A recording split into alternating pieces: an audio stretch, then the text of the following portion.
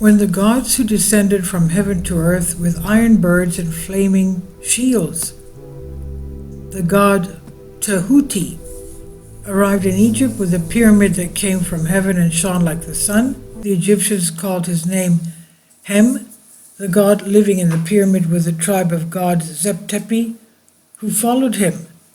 Tehuti hid the secrets of creation in the hall of the archives at Menti, inside a crystal ball. This hall was located in the ground and under the pyramid that came from heaven, and the location was very close to where the Great Pyramid of Giza is today. The Zep-Tepi fled to the skies with the flying pyramid, taking with them the crystal ball, and promised that they would return to Earth again at the end of this time. It's a fact that in many ancient manuscripts and traditions of the peoples of the earth, they refer to gods who descended from heaven to earth like iron birds or flaming shields. The Sphinx is a monument with the body of a lion and, as they say, with a lion's or female's head initially. The female head will be discussed below, but regarding the head of the Sphinx, the legend says the pharaoh Tutmosis IV ordered his head to be carved in the place of the original lion's head of the monument. He wanted this, in this way, to pass into immortality. Instead, the Sphinx's head is unusually small in relation to its body, which suggests that the head was probably recarved on top of an original one. When the Sphinx was recarved, the lion's head was removed, and the rock was given the shape of present-day sternum.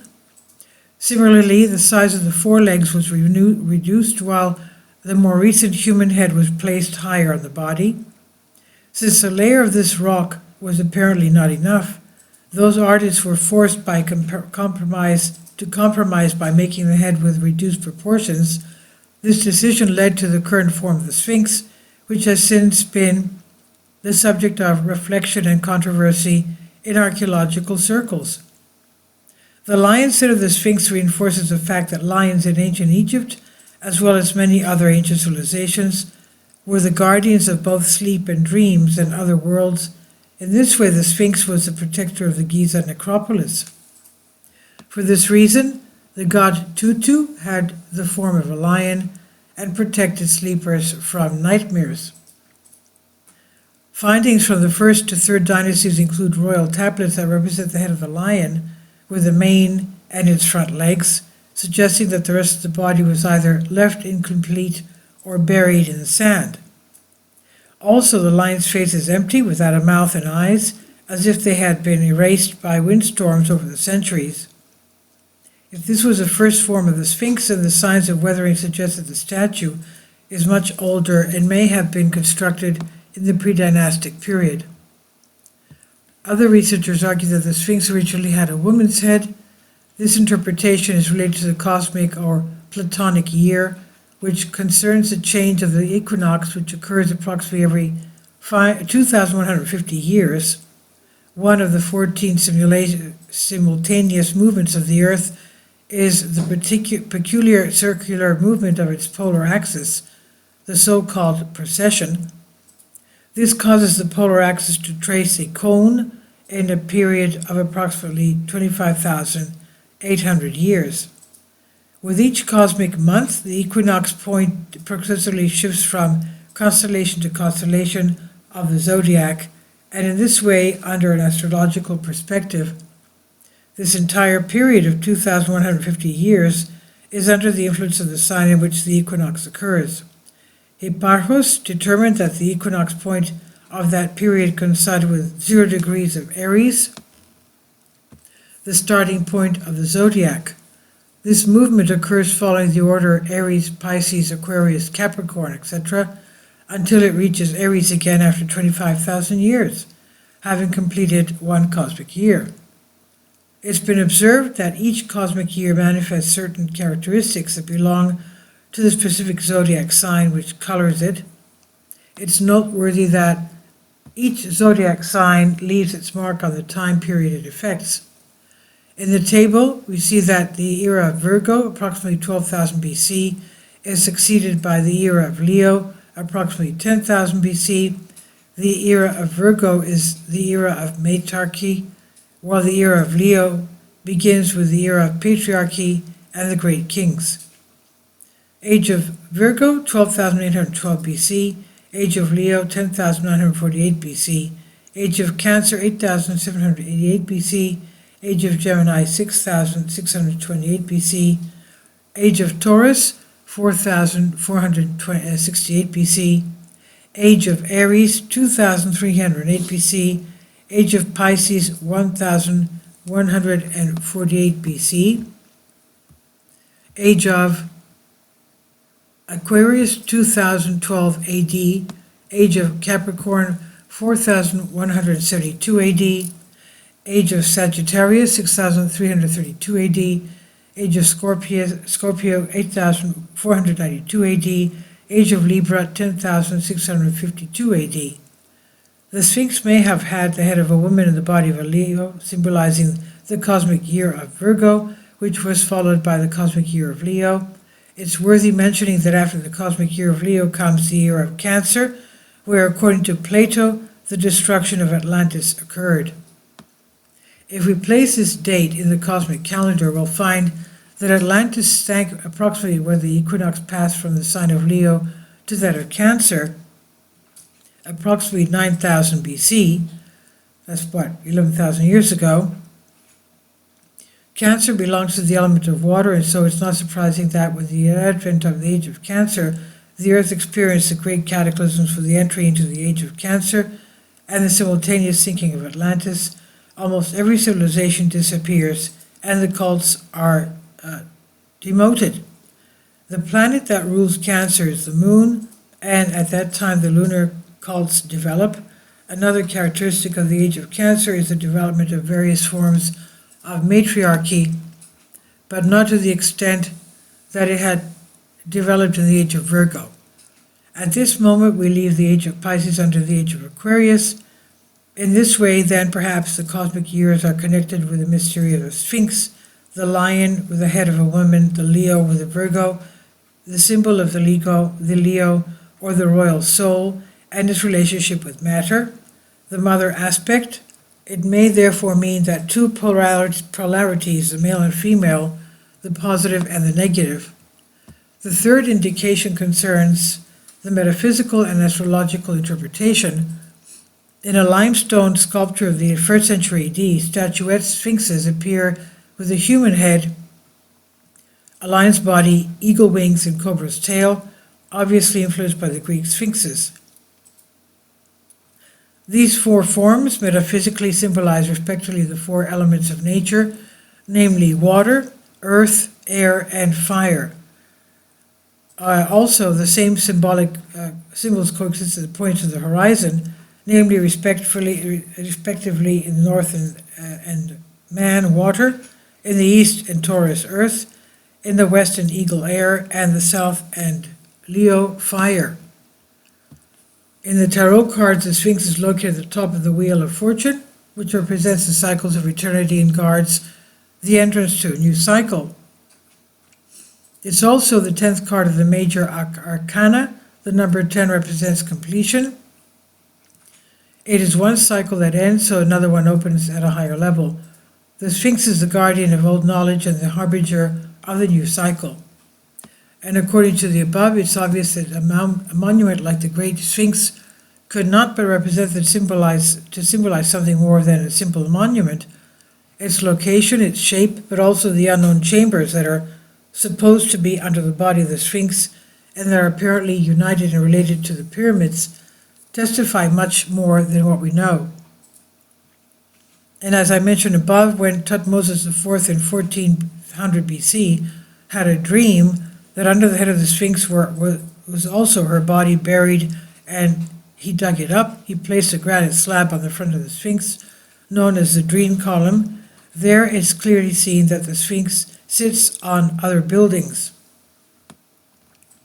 The mystery of the Egyptian Sphinx and the pyramids of Giza, Herodotus does not mention the Sphinx at all, despite his many visits to Egypt, probably because it was covered by sand at the time.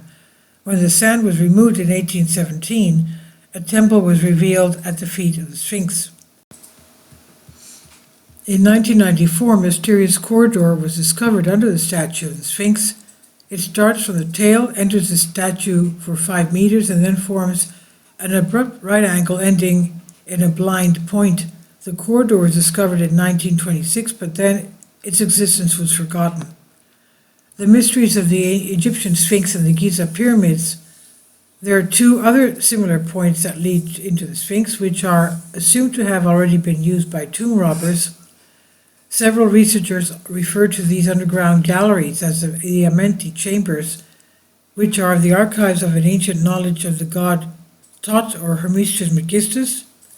The story of Thoth or Hermes Trismegistus is lost in time and in the culture of the mythical country of Kem, Egypt, the culture that reached its peak before the final sinking of Atlantis. Hermes Trismegistus was the one who taught people everything they know and was the founder of the mysteries. Inside these rooms were supposedly found or kept papyri with secret knowledge, perhaps even evidence of a previous advanced earthly or extraterrestrial civilization. The mysteries of the Egyptian Sphinx and pyramids of Giza. In 1934, Professor Alberto Tully, former director of the Egyptian Antiquities Department at the Vatican, discovered a papyrus in the Cairo Antiquities shop that talks about circles of fire coming from the sky. The papyrus was part of the Chronicles of Thutmose, 18th century, 1504 to 1450 BC. More specifically, the papyrus that took the professor's name states the following. In the 22nd year of his reign, in the 3rd month of winter, in the 6th hour of the day, the scribes of the House of Life observed a circle of fire coming from the sky, and from its mouth came a repulsive breath. It had no head. Its body was long and wide, broad, shaped like an obelisk. No voice was heard. The scribes were terrified and fell face down. They then reported the matter to Pharaoh, and what had happened was recorded in the scrolls of the House of Life. After a few days, these same things became more and more numerous in the heavens.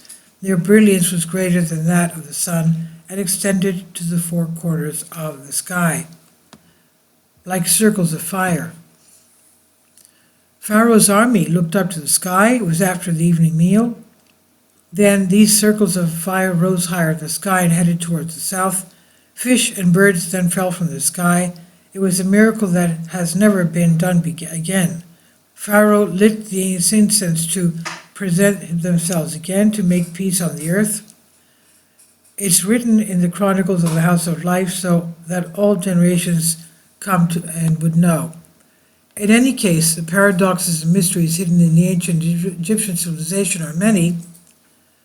As for the Sphinx, the mere existence of the pyramids around it suggests its relationship with them. Like the Sphinx, the pyramids keep their secrets very well hidden. It's no coincidence that we use the expression Sphinx for someone who does not reveal his thoughts and secrets. The attention of most scientists and researchers has naturally been drawn to the Great Pyramid of Giza because it was considered the oldest and largest human construction with the most perfect mathematical and geometric proportions. The paradox is that the older the pyramids, the more complex and sophisticated their construction techniques. This is the opposite of what we find in human societies, where technology improves over time as knowledge is accumulative process over time. The technology of the ancient Egyptians for the construction of our pyramids is unknown, and in any case surpasses even today's capabilities. Since antiquity, it was known that the Great Pyramid, in addition to its astronomical and other correlations, contains specific mathematical relationship in its geometric structure with which it reflected certain sacred mathematics. The Egyptians considered the pyramid an image of the cosmos, a ladder of light that connected heaven with earth. The Great Pyramid of Giza, the most famous, was called the Bright One. Its hieroglyph is MR, the isosceles black triangle born from 2 hills like the sun. Many experiments have been conducted to confirm the fact that in the Pyramid of Egypt, bacteria are killed, rotting stops, and organic matter is mummified. In one of the experiments, fish were placed in the pyramid for 13 days. They did not rot, but dehydrated, losing 2/3 of their weight. This phenomenon occurs in all pyramids as long as they are oriented exactly on the north-south axis, are quadrilateral, and have specific proportions. The secrets hidden by the pyramids are, of course, many, but in this article I only mention what Helena Blavatsky says about the symbolism used of the pyramid. The Egyptian pyramid symbolically represents the idea of a cosmic tree. Its top is a secret link between heaven and earth and symbolizes the root, while its base represents the branches extending to the 4 points of the horizon of the universe.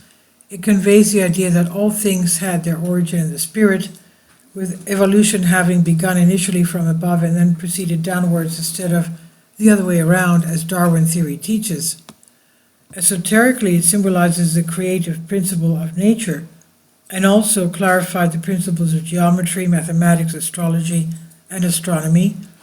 Internally, it was a magnificent temple, in the dark recesses of which the mysteries were celebrated, and whose walls often witnessed the initiation scenes of members of the royal family. The purple sarcophagus was the baptismal font where the neophyte emerged, was reborn, and became a mystic. The initial sage, who had successfully passed all his tests, was placed not nailed but simply tied to a bed in the shape of a towel, immersed in a deep sleep.